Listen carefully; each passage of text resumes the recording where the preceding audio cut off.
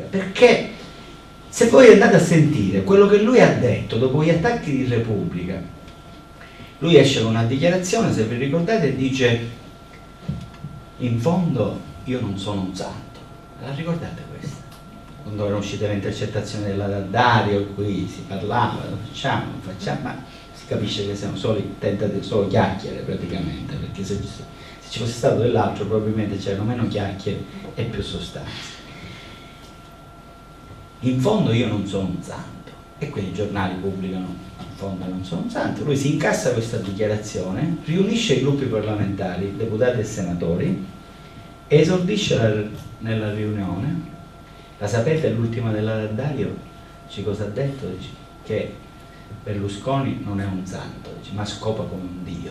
Ecco, cioè, quindi questo già vi dimostra il personaggio, che va assolutamente denudato, non nel senso fisico, per carità, insomma, non oserei, ma che va denudato nella sua pochezza, nella sua essenza, perché l'attacco che ha fatto nei miei confronti, dal quale non gli darò tregua, fino a quando campo, non gli darò tregua, questo lui lo sa, lo ha capito benissimo e forse se ne è anche pentito, perché si è reso conto obiettivamente, diciamo. L'attacco che mi ha fatto era significativo, perché quella persona che lui ha attaccato è la persona che aveva fatto la consulenza tecnica nel processo dell'Utri, e nel processo dell'Utri aveva elaborato i dati di traffico telefonici suoi, di tutto il suo gruppo, di tutto il suo entourage, di tutti i mafiosi di riferimento, sin dal 1980. Cioè io quest'uomo dal punto di vista telefonico lo conosco dal 1980 e ho letto tutte le carte, tutte le dichiarazioni dei collaboratori, tutte le intercettazioni, tutto il materiale investigativo che 5 procure della Repubblica d'Italia hanno raccolto sul suo conto.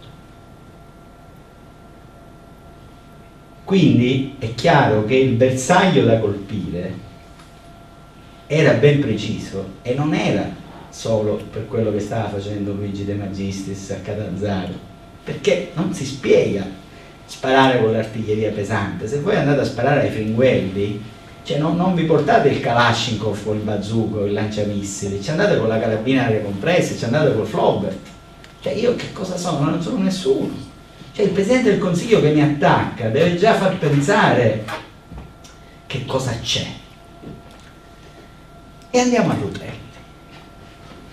Tanto per la par condicio ce l'hanno insegnato loro che non bisogna assolutamente. E la gente dice: ma Rutelli perché aveva con te? Io vado alla seduta del Copasir e ridevo. E insomma là tutti erano, non riuscivano a capire. Io non vi posso dire cosa è successo perché dura 8 ore e mezzo l'audizione, però vi posso dire che mentre io parlavo, man mano che mi interrogavano ognuno nel tavolo ovale, tutti gli altri ridevano, e quello che mi interrogava magari si incazzava, ma non con me, ma si incazzava con gli altri e diceva: ora voglio vedere quando gli fai tu le domande che cosa ti dice a te, perché ogni domanda che mi facevano praticamente la vittima era quella che me la faceva, perché io iniziavo a leggere la vita a lui. Quando Cicchitto mi chiede una certa cosa, io gli dico, gli sussurro, dice: ma questo me lo sta chiedendo nel nome della sua prima, della sua seconda o della sua terza tessera?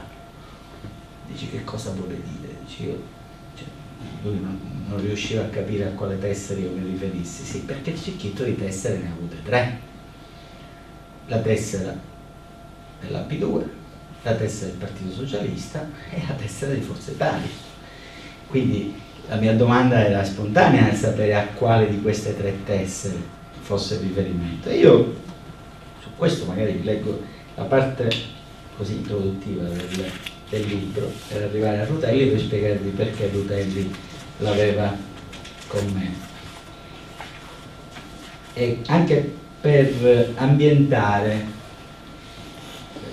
c'è una docente qui, il modo con il quale abbiamo strutturato e concepito queste 980 pagine che filano come l'olio e che sono appunto destinate a un pubblico giovane, quindi non ci sono mallopponi, sentenze, intercettazioni come i soliti libri che spesso richiedono un certo impegno, che vanno letti 3 volte lo stesso paragrafo per poter cogliere questi aspetti, perché secondo me la cosa importante oggi è quella di farsi capire e di superare le barriere dell'informazione. Quindi quando ci si fa capire e si superano le barriere del veto informativo, dei legacci che la stampa di regime pone grazie alla rete, grazie a questi incontri che sono come la goccia dell'acqua, io lo so che 20-25 persone non risolveremo il problema, però 20-25 persone che questa sera escono di qua con un bagaglio informativo in più, domani sono il seme perché un'informazione libera, vera, quantomeno una ricerca di verifica, perché nessuno pensa di avere ragione solo perché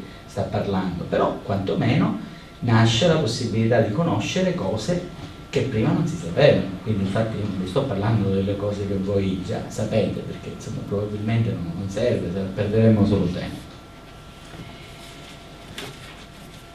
Allora andiamo alla seduta del Copasir, con cui si apre il